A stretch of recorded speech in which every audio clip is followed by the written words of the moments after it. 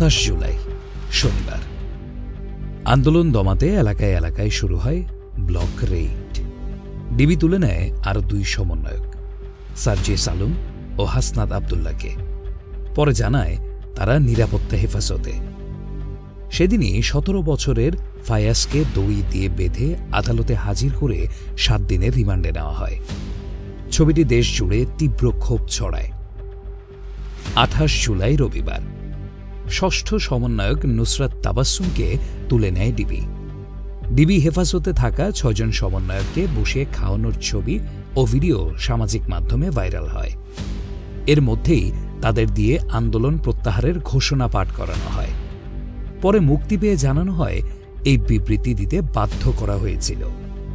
বাইরে থাকা সংগঠকরা জানায় আন্দোলন চলবে।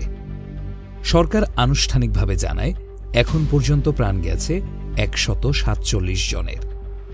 এদিন ছিল মোবাইল ইন্টারনেট বন্ধ থাকার ১০ম দিন।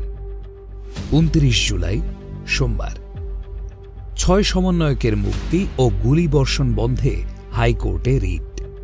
আদালত ডিবি প্রধানের খাওয়ানোর ছবি দেখে বলেন এটা জাতির সঙ্গে মশকরা।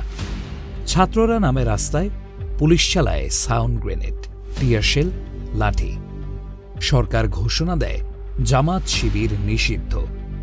সরকার ঘোষিত রাষ্ট্রীয় শোক প্রত্যাখ্যান করে ছাত্র জনতা লাল কাপড় চোখে মুখে বেঁধে ছবি তুলে অনলাইনে প্রচার চালায়। ৩০ জুলাই মঙ্গলবার ফেসবুকে রক্তিম ফ্রেমে সাজে লাখো প্রোফাইল।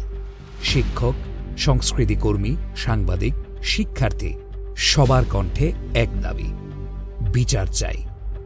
জাতিসংঘ মহাসচিব স্বচ্ছ তদন্তের আহ্বান জানান। বৈষম্য বিরোধী ছাত্র আন্দোলন ঘোষণা করে নতুন কর্মসূচি, মার্চ ফর জাস্টিস।